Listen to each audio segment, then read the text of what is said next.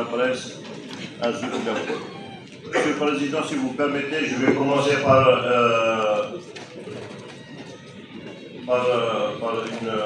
une réclamation d'un groupe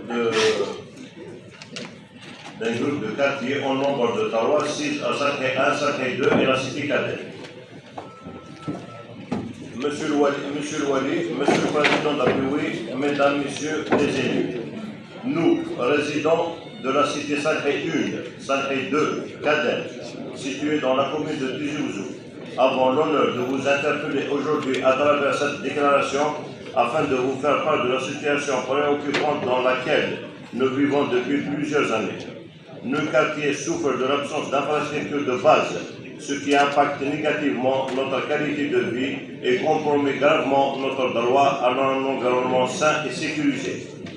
Voici les principales problématiques que nous souhaitons porter à votre connaissance. 1. Non-viabilisation des cités. La cité 52 en particulier n'est toujours pas raccordée aux réseaux essentiels tels que l'eau potable, l'électricité, recours au branchement anarchique, le gaz naturel, le réseau d'assainissement. Cette situation est indigne et compromet la sécurité de la santé des habitants, notamment des familles et des enfants. 2. Voiries en très mauvais état. Un accès aux cités sont fortement dégradés. La voie principale qui dessert la cité est une pente dangereuse, impraticable pour les véhicules et pour les piétons. 3. Absence d'équipement public. Nos quartiers ne disposent pas d'équipements collectifs élémentaires, notamment éclairage public qui est insuffisant. Absence d'espace vert, d'aires de jeu pour nos enfants. Aucune école, ni centre de soins, ni structure de proximité pour les services publics. Problème d'assainissement Salé 1. La cité Salé 1 est confrontée à des déversements d'eau usée à ciel ouvert, causant des nuisances très graves, des risques sanitaires pour la population et une pollution de l'environnement. 5. Absence d'attestation de conformité. À ce jour, aucune attestation de conformité n'a été délivrée pour nos logements. Cette situation bloque toute démarche administrative liée aux biens immobiliers. 6. Problème de sécurité routière. Accès depuis la RN12. Lorsque les habitants descendent des transports en commun sur la RN12 et sont contraints à traverser cette route nationale sans aucune protection, ni passerelle, ni passage piéton. Cela représente un danger mortel quotidien, en particulier pour nos enfants scolarisés, les personnes âgées, les femmes avec enfants en bas âge. Il est urgent d'envisager la réalisation d'une passerelle piétonnière pour les piétons sécurisés, au minimum un passage protégé avec signalisation adéquate. Notre appel, nous invitons par la présence des autorités locales, des services concernés à effectuer une visite sur le terrain dans nos cités afin de constater de visu l'ampleur et le manquement que nous dénonçons. Donc, nous comptons sur votre sens de responsabilité pour votre proximité avec les citoyens pour répondre à cet appel de détresse dans un esprit de justice sociale et d'équité territoriale. Merci. Monsieur le Wali, si vous permettez, je mettrai à votre disposition une copie de cette réclamation. Monsieur le Président, Monsieur le Wali, si vous me permettez, bien sûr, donc comme vous le savez, la Commission Santé et Environnement, elle est en plein dans la 12e édition du concours Aïssat Rabah du village le plus pauvre. Ce qui nous a permis d'établir un constat et de faire un point de situation réel sur l'état regrettable de notre environnement, même si l'initiative du concours, comme son accoutumé, qui est active dans la sensibilisation et la protection de l'environnement, a produit un impact positif, mais dans notre wilaya, celui-ci demeure encore menacé et caractérisé par la multiplication et le foisonnement de décharges sauvages à ciel ouvert, rendant ainsi nos routes, nos forêts et nos milieux en général des plus repoussants. Et au moment où le concours a fait objet de discussion au Conseil des ministres pour mettre plus de moyens, sa modernisation et sa généralisation à travers les 58 wilayas, nous constatons l'absence de politique concrète à l'environnement et un relâchement à tous les niveaux. Dans la majorité des villages, les conséquences de la crise sanitaire à laquelle s'est greffée une crise socio-économique demeure toujours d'actualité et s'aggrave de plus en plus. L'urgence est là. Il faut rapidement prendre des décisions adéquates pour la sauvegarde de notre environnement et cela passe par le tri sélectif en amont et en aval. Donc nous suggérons l'instauration de tri sélectif à travers les établissements scolaires, les universités et les institutions de l'État.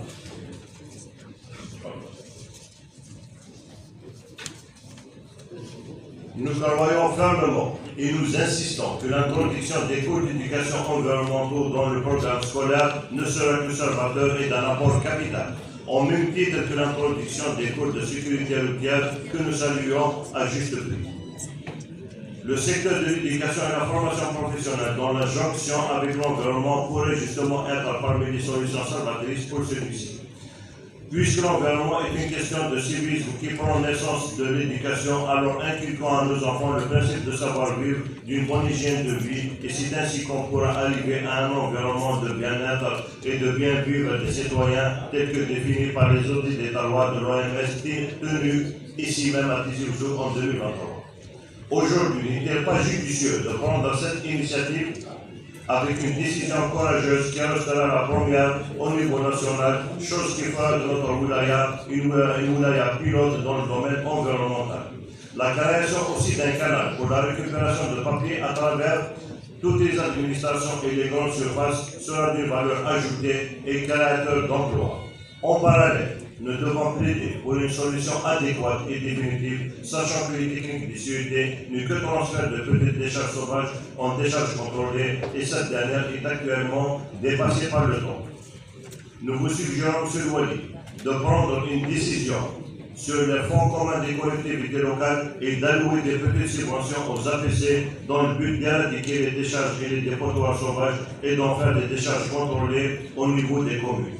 Notamment où ces décharges constituent un danger, à l'exemple de El Hammam, où une décharge menace un effondrement en hiver carrément sur des maisons des citoyens si des mesures ne sont pas prises. Les trois communes de la Daïra Tiflis, Mizrana et Tigzir. Les assiettes existent, le projet est inscrit, les CP sont disponibles, mais le projet ne voit pas le jour. La commune du Lula-Oumalou, la décharge de Boubir, la décharge de la commune d'Aïtoumalou, qui fait un désastre écologique puisqu'elle déverse directement les lixivias sur le Sibao de Ouattara. La décharge de Bignani, Ifahoun, Borné et j'en passe. Pratiquement, c'est toutes les communes où il faut agir en urgence. Reprendre le dossier des CET et l'incinérateur qui n'arrivent pas à voir le jour.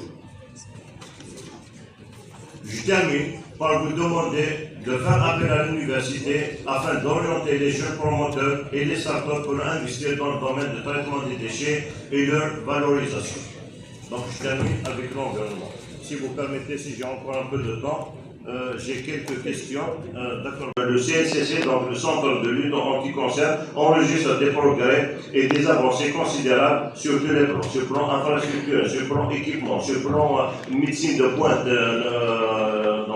recherche scientifique. Ce centre de lutte anti-cancer qui est devenu un centre national qui fait la fierté de notre wilaya commence déjà à être surchargé, notamment le service de radiothérapie. Monsieur le DSP, tout en sachant que c'est contraire à la politique des soins et l'éthique médicale, nos patients demandent la création d'un couloir vert spécial patient de notre wilaya, ou bien que suggérez-vous pour alléger la liste d'attente de nos patients, notamment les malades cancéreux de prostate qui attendent depuis plus de 16 mois leur radiothérapie. Monsieur le DSP, toujours, qu'en est-il de rang magistral pour la formation de radiologue au CHU de Tizi, y a-t-il du nouveau? Les EPH. Monsieur le Wali, l'EPH de Wadia peine toujours à démarrer. L'EPH de la Misane Pati. L'EPH de Borny qui fait le trait d'union des deux localités vient juste de reprendre l'activité chirurgicale après un arrêt, je pense, de 4 ou 5 mois pour la réhabilitation du bloc. Les moyens sont insuffisants, c'est vrai, Le manque de médecins spécialistes y est, mais je propose la création de pôle, ne serait-ce pour cette saison estivale. Nous savons tous qu'on reçoit beaucoup d'estivants dans les 4 coins de Wilaya. Je parle devant un président de la République qui est chirurgien de formation. Je pense qu'il va me comprendre mieux peut-être ce que j'ai envie, ou bien il va expliquer, peut-être il va apporter des éclaircissements. Mon idée, Monsieur le Président, c'est de créer un pôle, parce que comme vous le savez, nous le remarquons dans les programmes de garde, on peut trouver un chirurgien, par exemple de garde à Dra-el-Mizan, sans réanimateur, pendant qu'un réanimateur est de garde à Borné sans chirurgien. Donc pourquoi ne pas optimiser ces moyens et faire un seul centre pour toute une région, mais la garde elle sera couverte avec toutes les spécialités, avec les médecins réanimateurs et H24 et H30, donc tout le long du mois. Parce que la majorité des EPH n'arrivent pas à couvrir les gardes sur les 30 jours du mois. Parfois, on trouve des spécialités sans réanimation, parfois, on trouve des réanimateurs sans chirurgien. Donc, il y a un problème de coordination. Moi, j'aurais aimé que des pôles, mais des décisions soient prises. C'est-à-dire réunir les présidents du conseil médical, les directeurs d'établissement, pour prendre des décisions et faire un pôle réellement, par exemple, entre Ain Hammam et Larba, on peut créer un pôle. C'est pas possible. Parfois, on trouve un chirurgien sans réanimateur à Ain Hammam, pendant que le réanimateur à Larba, il n'y a pas de chirurgien avec lui. Donc, pourquoi ne pas faire un seul point? Le troisième point, on peut le faire entre les 3 EPH, donc Ain Hammam, Azazga, Asfoul et Texi. Ce n'est que comme ça, en attendant d'avoir plus de médecins spécialistes pour couvrir, ce n'est que comme ça qu'on pourra avancer et soulager notre population. Je termine, j'ai encore un peu de temps. D'accord. Donc, monsieur le directeur des travaux publics, qu'en est-il de la déviation de la ville de Lavana-Tiraten? Je pense que c'est une étude difficile, mais il ne voit pas le jour. Toujours, le projet ne voit pas le jour. L'élargissement et la réhabilitation du CW1. Monsieur le DTP, donc à la sortie est de la ville de Tizi Ouzou, au lieu dit Carrefour Timiza-Lombard, où le stop, comme aiment beaucoup de gens parler de ce lieu, donc dit stop, demeure un point noir aux heures de pointe. Y a-t-il une solution qui est prévue ou non? Monsieur le DTP toujours, donc depuis des années, nous constatons sur l'axe 30 secondes et demie. 30 secondes. 30 secondes. D'accord. Donc, l'axe, l'ancienne RN12 devant la pompe Chabat, devant la protection civile, la route est vraiment dégradée et c'est malheureux. Devant la caserne des pompiers, en cas d'intervention urgence, ça peut enfreindre même l'activité de la protection civile. Je termine par une doléance de citoyens d'Aïtoumalou, si vous permettez, Monsieur le Président. Donc, la PCI d'Aïtoumalou, dernièrement, a bénéficié d'un projet d'éclairage public sur le site de W1. Il se trouve sur cet axe, au chef-lieu, il y a une dizaine d'habitations qui n'ont pas d'électricité. Donc, il demande à ce qu'elles soient raccordées voilà, à ce projet d'éclairage public. Ce n'est pas possible. On va faire un éclairage public. C'est un projet sur le budget de Wilaya, pendant que des citoyens ne sont pas électrifiés. Merci, M. le Président.